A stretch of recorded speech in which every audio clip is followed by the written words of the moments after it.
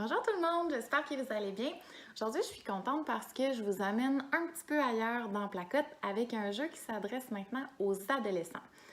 C'est le jeu Hashtag Dis ta vie dans la collection Développement socio-affectif qui va adresser la stimulation des habiletés sociales, donc chez les jeunes âgés entre 12 et 17 ans, de façon plus spécifique chez les jeunes âgés entre 13 et 16 ans. C'est un jeu de cartes avec les cartes que vous voyez ici, qui va jouer entre 2 et 6 joueurs. Je vous montre le type de catégorie, de thème qu'on a dans le jeu de cartes. Donc, on a société, identité, souvenir, avenir et relations. Alors, supposons que c'est moi qui commence parce que je suis la plus jeune joueuse.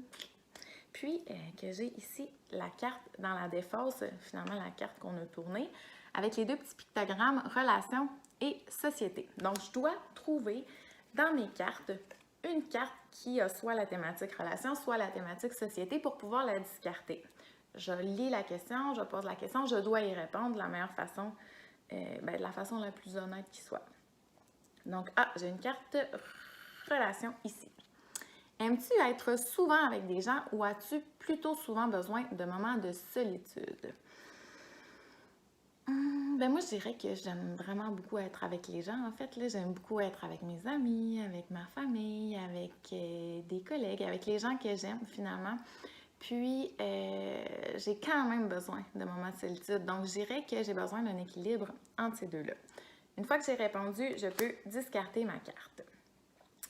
Si vous voyez que c'est un petit peu difficile pour le jeune de répondre, vous pouvez lui donner des exemples de réponses que vous auriez données. Vous pouvez lui poser des petites questions, donner des petites pistes de réflexion.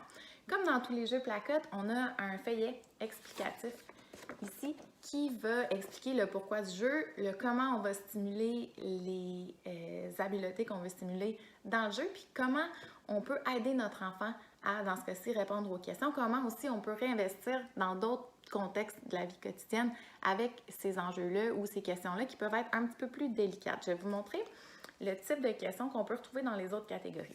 Société. Quelles injustices observes-tu dans notre société? Avenir. Trouves-tu que les adolescents ont un plus bel avenir devant eux que celui que leurs parents avaient à leur âge ou est-ce plutôt l'inverse? Souvenir. Y a-t-il des odeurs qui te rappellent automatiquement des souvenirs? Si oui, lesquels? Identité. Quelle est ta plus grande peur? Veux-tu en parler? Et une autre de relation, quelle situation te ferait mettre fin à une relation sur le champ?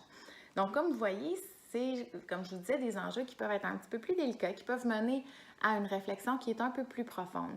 Le commentaire qu'on a eu souvent des parents ou des enseignants qui jouaient avec leurs jeunes, c'est qu'ils étaient surpris de la réponse des jeunes, puis qu'ils étaient contents d'avoir accès à leur monde intérieur finalement, parce qu'on sait que des fois ça peut être difficile, ça peut être un enjeu, un défi pour les parents d'aller tirer les verres du nez des adolescents.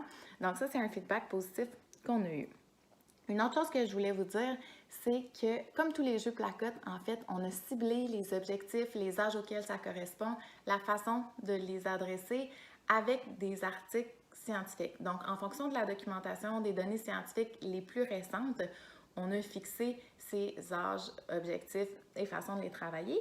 Mais évidemment qu'on teste nos jeux avec des vrais enfants. Donc, ce que je trouve intéressant dans ce jeu-là, c'est qu'on testait avec des adolescents, évidemment, puis quand les questions étaient un petit peu plus délicates ou que ça les rendait mal à l'aise ou qu'ils se disaient « je n'ai pas vraiment le goût de parler de ça avec mes parents », moi, on a juste réajusté, soit enlevé la question, soit on l'a adapté pour atteindre notre but, finalement, qui est de générer des moments positifs, des moments qui sont le fun en famille.